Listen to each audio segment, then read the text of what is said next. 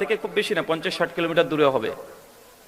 প্রায় 500 কোটি টাকার বাজেট, শোনা যাচ্ছে 200-250 কোটি টাকা প্রায় উঠে গেছে। সরকারি কোনো প্রকল্প নয়, এটা মুসলিমদের নিজস্ব টাকা দিয়ে তারা তৈরি করছে। আর মুসলমানরা কোন মসজিদ তৈরি করবে এটা মুসলমানদের ম্যাটার। যেহেতু বাবরি একটা ঐতিহাসিক একটা মসজিদ ছিল, দীর্ঘ 33 বছর ধরে এটা নিয়ে বিভিন্ন যুদ্ধ চলেছে, হিন্দু এবং মুসলমানের মধ্যে লড়াই চলেছে। 1992 সাল 6 ডিসেম্বর এই জন্যই নামকরণের কারণে রাজনৈতিকভাবে কেউ ফায়দা নেওয়ার চেষ্টা করছে, এমনকি দুই পক্ষ নিতে চাচ্ছে, এটা দুই পক্ষেরই দাবি। এখন অ্যাজ এ মুসলিম হিসাবে আমরা এটা কি করতে পারি? আমার মূল কথা হচ্ছে যে কি মসজিদ হচ্ছে এটা গুরুত্বপূর্ণ নয়, মূল কথা হচ্ছে এটা অযোধ্যাতে আসলে কি বাবরি মসজিদের পূর্বে রামের জন্মভূমি ছিল? এটা ইন্ডিয়ান সুপ্রিম কোর্ট যে রায় দিয়েছে, রায়ে পরিষ্কারভাবে যেটা লিখিত ছিল, তারা বলেছে এটা যে এই অযোধ্যায় বাবরি মসজিদের নিচে ফরেন্সিক কোনো রিপোর্ট, আর্কিওলজিক্যাল কোনো প্রমাণ থেকে এটা প্রমাণিত নয় যে বাবরির পূর্বে এখানে কোনো মন্দির ছিল। কোনো প্রমাণ তারা পায়নি, বৈজ্ঞানিক কোনো প্রমাণ নেই, আর্কিওলজিক্যাল কোনো প্রমাণ নেই, হিস্ট্রিক্যাল কোনো প্রমাণ নেই। তাই সুপ্রিম কোর্ট কেন ওটা রাম জন্মভূমি হিসাবে ঘোষণা করেছেন তারা ওখানে লিখেও দিয়েছেন।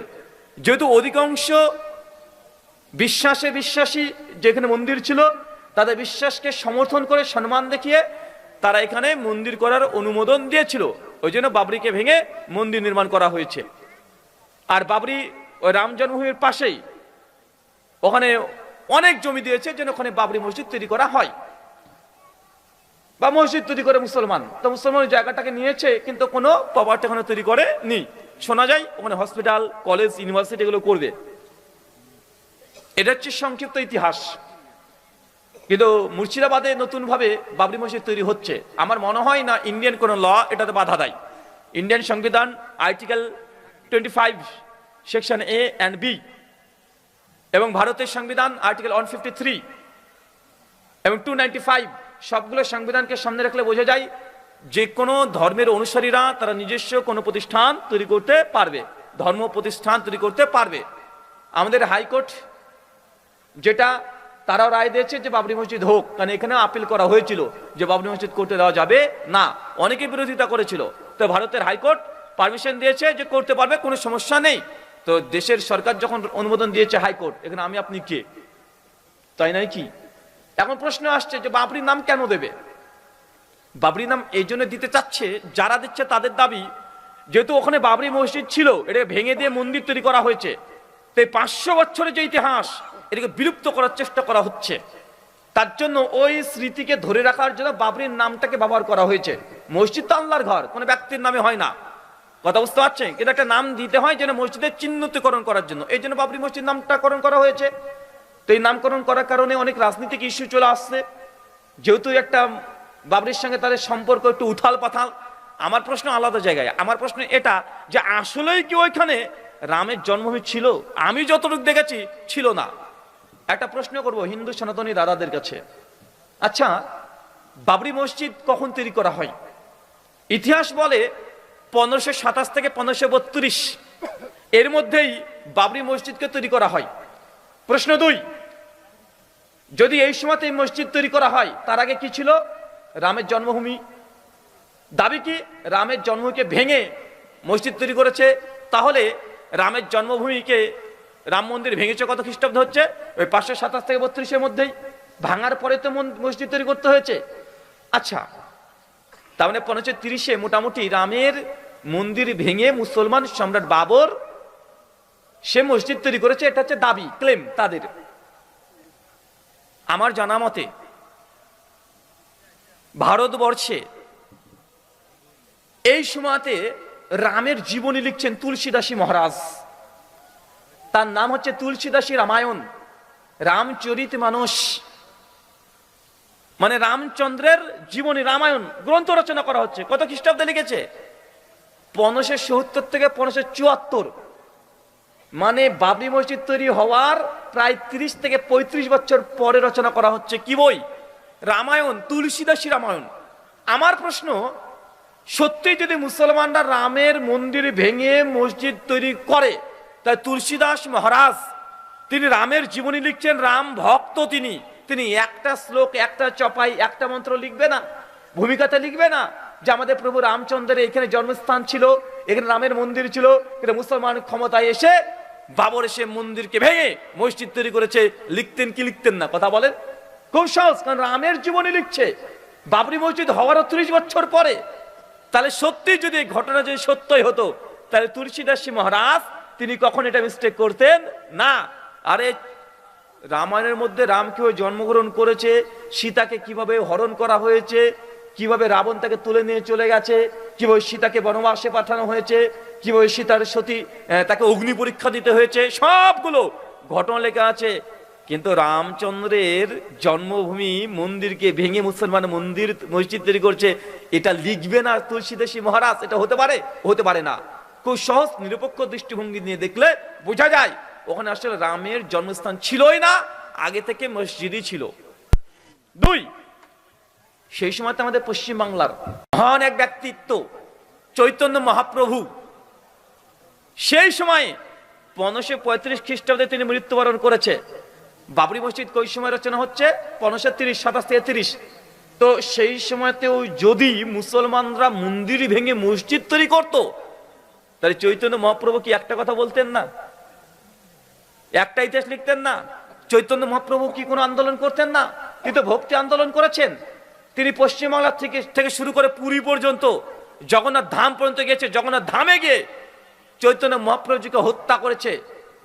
তো চৈতন্য মহাপ্রভু একটা কথা বলতেন না যে মুসলমান যারা ক্ষমতায় ছিল তারা আমাদের মন্দির ভেঙেছে, রামের মন্দির ভেঙে থেকে মসজিদ তৈরি করেছে? তিনিও বলেনি। ওই সময়তে শূন্য পুরাণ রচনা করা হচ্ছে, ওই সময়তে চৈতন্য ভাগবত রচনা করা হচ্ছে, চৈতন্য চরিত্রামৃত রচনা করা হচ্ছে, অনেকগুলো বই সেই সময় রচনা করা হচ্ছে। কেউ বলছে না যে মুসলমানরা মন্দির ভেঙে মসজিদ করেছে, কেউ বলছে না। আরে হিন্দু দাদারা খুব ভালোভাবে জানেন আপনারা যে ভবিষ্য পুরাণের মধ্যে 3য় স্বর্গে পরিষ্কার ভাবে সম্রাট আকবরের কথা রচনা করা হয়েছে, দিন ইলাহির কথা লেখা হয়েছে। সম্রাট আকবরের কথা সেই সময় লেখা হচ্ছে। ওই সময় যদি মুসলমানরা যদি মন্দির ভেঙে মসজিদ তৈরি করতো, তাহলে ভবিষ্য পুরাণে তো অন্ততপক্ষে একটা ইতিহাস লিখে দিত। তারা লিখতো কি লিখতো না? সেই সময় বঙ্কিমচন্দ্র চট্টোপাধ্যায়ের ভাষ্য অনুযায়ী তার কৃষ্ণ চরিত 122 নম্বর পৃষ্ঠায় তিনি লিখেছেন ব্রহ্মা বৈবুত্র পুরাণ, শিব পুরাণ এবং পদ্মা পুরাণ এবং হরিবংশ পুরাণ, এই পুরাণগুলো ব্রিটিশ পিরিয়ডে রচনা করা হয়েছে। এগুলো কিছু আগে রচনা করা হয়েছে, মানে 550 খ্রিস্টাব্দের দিকে রচনা করা হয়েছে, মুসলিম সময়ে, মুঘল সময়ে। তো এতগুলো শাস্ত্র হিন্দু পণ্ডিতরা শেষে রচনা করছে, মুসলমানরা মন্দির ভেঙে মসজিদ তৈরি করেছে, একটা শাস্ত্রে লেখা থাকবে না? হতে পারে? এরকম কয়েক শত প্রমাণ দেওয়া যায়। সেই সময়কার কোন হিন্দু স্কলার তারাও বলেনি যে মুসলমানরা মন্দির ভেঙে মসজিদ তৈরি করেছে। তবে একটা জিনিস প্রমাণিত, কি সেটা হচ্ছে আমাদের ভারতবর্ষের উড়িষ্যাতে একটা মন্দির আছে, মন্দির নাম হচ্ছে জগন্নাথ মন্দির। জগন্নাথ মন্দির ভারতবর্ষের বড় বড় 5টা মন্দিরের মধ্যে অন্যতম। অথচ এই মন্দিরটা এটা হিন্দুদের না, কোনোদিনই ছিল না। কাদের ছিল? বৌদ্ধদের। কাদের? বৌদ্ধদের। এই বৌদ্ধদের মন্দিরকে সেই সময় হিন্দুরা জবরদখল করে তারা হিন্দু মন্দির করে নিয়েছে এবং এখন বোধহয় হিন্দুরা এটাকে ভোগ করছে। আমাদেরকে হিন্দু দাদারা, সনাতনী দাদারা আপনারা অভিযোগ করেন যে মুসলমানরা মন্দির ভেঙে মসজিদ তৈরি করেছে। আর এই দেশ আপনাদের। ভারতবর্ষের হাজার হাজার এমন মন্দির আছে যে মন্দিরগুলো হিন্দুদের ছিলই না, ওগুলো বৌদ্ধদের ছিল। হিন্দুরা জোর করে জবরদখল করে হিন্দু মন্দির বানিয়ে নিয়েছে।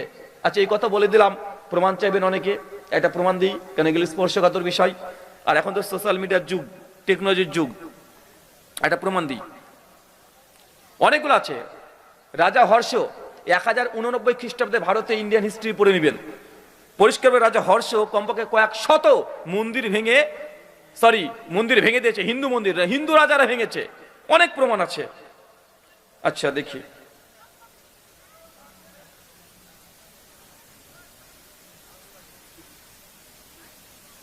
পেয়ে গেছে। ভারতবর্ষের বিখ্যাত একজন পণ্ডিত, তার নাম হচ্ছে স্বামী বিবেকানন্দজি, স্বামীজি নামে পরিচিত।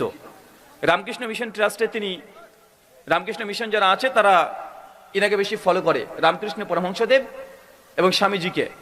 কলকাতার বেলুর মাঠে ইনাদের প্রতিষ্ঠান আছে। স্বামী বিবেকানন্দ হচ্ছে সেই ব্যক্তি যে ব্যক্তি প্রথম হিন্দু ধর্মকে ভারতের বাইরে প্রচার করেছেন। এবং তিনি যতগুলো বক্তব্য দিয়েছেন সব বক্তব্যগুলোকে একত্রিত করে একটা বই লেখা হয়েছে, 10টা খণ্ডে বই রচনা করা হয়েছে। বইটার নাম স্বামী বিবেকানন্দের বাণী এবং রচনাবলী, এই হচ্ছে সেই বই।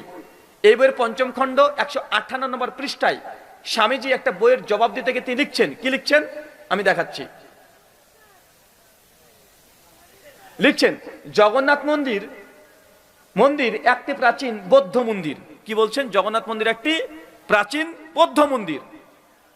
আমরা এটাকে এবং অন্যান্য বৌদ্ধ মন্দিরকে হিন্দু মন্দির করিয়া লইয়াছি। এরূপ ব্যাপারে আমাদিগকে এখনো অনেক করিতে হইবে। স্বামী বিবেকানন্দের বাণী এবং রচনাবলী ৫ম খণ্ড ১৫৮ পৃষ্ঠা, কলকাতা থেকে ছাপানো, রামকৃষ্ণ ট্রাস্ট এরা ছাপিয়েছে। তার মানে স্বামীজি তিনি পরিষ্কার হয়ে স্বীকার করছেন বর্তমান ভারতবর্ষের যে জগন্নাথ ধাম পুরীতে যেটা আছে, উড়িষ্যার পুরীতে, এটা আসলে হিন্দুদের কোনো মন্দিরই না, এটা ছিল বৌদ্ধদের মন্দির, হিন্দুরা জবর দখল করে রেখে দিয়েছে। আবার আমাদেরকে বলছে আমরা নাকি মন্দির ভেঙে মসজিদ তৈরি করেছি। সম্রাট অরঙ্গজেব মন্দির ভেঙে মসজিদ তৈরি করেছে। সম্রাট অরঙ্গজেব যতগুলো মন্দির ভেঙেছে তার চাইতে দ্বিগুণ মন্দির তৈরি করে দিয়েছে। আসামের কামাখ্যা থেকে শুরু করে অরঙ্গজেব কমপক্ষে কয়েক শত মন্দিরে সেই সময় ডোনেটও করেছে। কিছু মন্দিরকে অরঙ্গজেব ভেঙেছে, কেন? ওর কারণ আছে, ওর কারণ আছে। ওই কারণগুলো আলোচনা করতে গেলে ইতিহাসের ব্যাপার লম্বা হয়ে যাবে, আপনাদের মাথার উপর দিয়ে চলে যাবে। ইনশাল্লাহ যদি কোনোদিন সময় পাই, ভারতবর্ষে মুসলমানরা কেন মন্দির ভেঙেছে, কটা মন্দির ভেঙেছে, কি কারণে ভেঙেছে, কতগুলো মসজিদ, কতগুলো মন্দির মুসলমানরা তৈরি করে দিয়েছে, সবগুলো ইতিহাস পাওয়া যায়। ইতিহাস হারিয়ে যায় না, ইতিহাস ঘাটাঘাটি করতে হয়। তবে এ কথা আমি বলতে পারি, মুসলমানরা যত মন্দির ভেঙেছে তার চাইতে হিন্দুদের মন্দির ডবল ভেঙেছে, এর চাইতে ডবল ভেঙেছে। হিন্দু রাজারাই ভেঙেছে, যারা কৃষ্ণ ভক্ত তারা শিব ভক্তদের মন্দিরকে ভেঙে দিয়েছে। শিব ভক্ত তাদের সঙ্গে লড়াই হয়েছে, ওরা কৃষ্ণ ভক্তদের মন্দিরকে ভেঙে দিয়েছে। শিব ভক্তরা কৃষ্ণ ভক্তদের মন্দিরকে দখল করে নিয়েছে। এখনো দেখবেন অনেক জায়গা আছে না যে মন্দির দখল পর্ব চলছে। আমি বলতে চাচ্ছি না, এটা আপনাদের ঘরোয়া বিষয়, বলতে গেলে অনেক জায়গাতে চলে যাবে জল, তাই না বলাটাই ভালো। তবে এরকম মন্দির ভাঙার ইতিহাস হিন্দুদের মোটেও কম না। একদল আরেক দলের মন্দিরকে ভেঙে দখল করে এখন পর্যন্ত রেখে দিয়েছে, কিন্তু শুধু মুসলমানদের প্রতি অভিযোগ চলে আসে, শুধু মুসলমানদের উপরে। আল্লাহ সুবহানাহু ওয়া তাআলা বুঝার তৌফিক দান করুন, আমিন। শেষ করে দেন। প্রশ্ন করেছেন, প্রচলিত হুজুররা বলতেছেন ভোট না দিলে জাহান্নামে যাবে, ইসলামের দৃষ্টিতে সঠিক মতামত কি? যে বলেছে ভোট না দিলে জাহান্নামে যাবে, ওর যে কোথায় যাবে কে জানে। বলছে জাহান্নাম সব আপনাদের কাছেই আছে, মানে কাকে টুক করে জান্নাতে দিবেন, জাহান্নামে দেবেন, সব আপনাদের মামুর বাড়ি নাকি? শোনেন, এলে শর্ত সাপেক্ষে কথা বলতে হয়।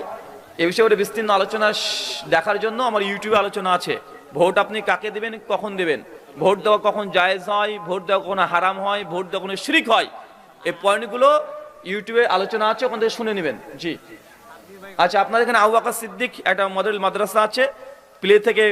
আরেকজন প্রশ্ন করেছেন, হুজুর আসসালামু আলাইকুম, আমি আকবর বিন আবেদের বয়ান শুনেছি, মানুষ সৃষ্টি করার অনেক আগেকার ওপারে লেখা আছে সে জান্নাতে হবে নাকি জাহান্নামে হবে। যদি তাই হয় তাহলে ইসলাম ধর্মে অনেক ইবাদত আছে, সেটা করার কি দরকার? ধন্যবাদ। প্রশ্ন কে করেছেন? আছেন কেউ? নাম লেখা নেই? থাকলে ভালো হতো। আসলে আমাদের একটা প্রবলেম কি জানেন, আমরা অধিকাংশ ক্ষেত্রে মোকাম্মল পরিপূর্ণ না বুঝে, আপনি না বুঝে একটা প্রশ্ন করে দেন। এটা হচ্ছে তাকদীরের সঙ্গে রিলেটেড। কিসের সঙ্গে? তাকদীর। তাকদীর মানে কি? আল্লাহর ইলম, আল্লাহর জ্ঞান। আল্লাহর জ্ঞানকে মুকাম্মাল পরিপূর্ণ সম্পূর্ণ জানা কোনো মানুষের দ্বারা সম্ভব? কথা বলেন। আল্লাহ যতটুকু জানেছে ততটুকু জানাই সম্ভব। মূল প্রশ্নের অংশ হচ্ছে এটা যে ভাইজান, আল্লাহ তো 50,000 বছর আগে সৃষ্টির কে জান্নাত যাবে কে জাহান্নাম যাবে, কে কোন আমল করবে সব লিখে রেখে দিয়েছে। তা আমি যদি চুরি করি, ডাকাতি করি, এটা আল্লাহ তো লিখে রেখেছেন, তাই আমি করছি, তো আল্লাহ আমাকে কেন শাস্তি দেবে? আল্লাহ লিখেছেন বলে আমি করছি, তাই না? এটাই তো প্রশ্ন নাকি? শোনেন, আল্লাহ কি লিখেছেন আপনি জানেন? হ্যাঁ, তবে আপনি কি জানেন? আল্লাহ কি রেখেছেন এই তাকদীরকে আপনি আগে থেকে জেনে নিয়েছেন? জানেননি তো, এটা তো গোপন। আপনি কি জানেন? আল্লাহ বলেছেন চুরি করো না, আল্লাহ বলেছেন দান করো। আপনি এই জ্ঞান আপনার কাছে আছে। আল্লাহ বলেছেন তুমি মদ খেও না, হারাম। সূরা মাইদার 90 নম্বর আয়াত। মদ খেতে আল্লাহ নিষেধ করেছে। আবার সূরা নাহলের 69 নম্বর আয়াত আল্লাহ বলেছে দুধে উপকার আছে। এখন দুনিয়াতে আপনি থাকবেন, মদের বোতল আসবে, দুধের গ্লাস আসবে সামনে। আল্লাহ আপনাকে জ্ঞান দিয়ে দিয়েছে, বলেছে তুমি মদ খাবে না, মদ খেলে আল্লাহ নারাজ হয়, তবে দুধ খাও, দুধে তোমার জন্য উপকার আছে। কিন্তু কি যে ভাগ্যে লেখা আছে, মদের বোতল আছে না দুধের বোতল আছে, এটা কি আপনি আগে থেকে জানেন? তা আপনি ইচ্ছাকৃত মদের বোতল ধরে বলবেন আল্লাহ ভাগ্যে আমার মদই লিখেছে, এটা হচ্ছে চিটিংবাজি। কথা বুঝতে পারলেন না ভাইজান? আপনার সঙ্গে দুটোই থাকবে, কিন্তু আপনার কাছে এই জ্ঞান আছে মদ খাবে না, এটা হারাম, খেলে আল্লাহ নারাজ হয়, জাহান্নামে যাবি, দুধ খা, উপকার আছে। তো এই জ্ঞান তো আল্লাহ জানিয়ে দিয়েছে যে আল্লাহ কোনটাতে খুশি হয়, কোনটাতে বেজার হয়। আর আল্লাহ আপনাকে ইচ্ছা শক্তিও দিয়েছে, আল্লাহ এসে জোর করে আপনাকে, মানে আপনি দুধ নিতে যাচ্ছেন,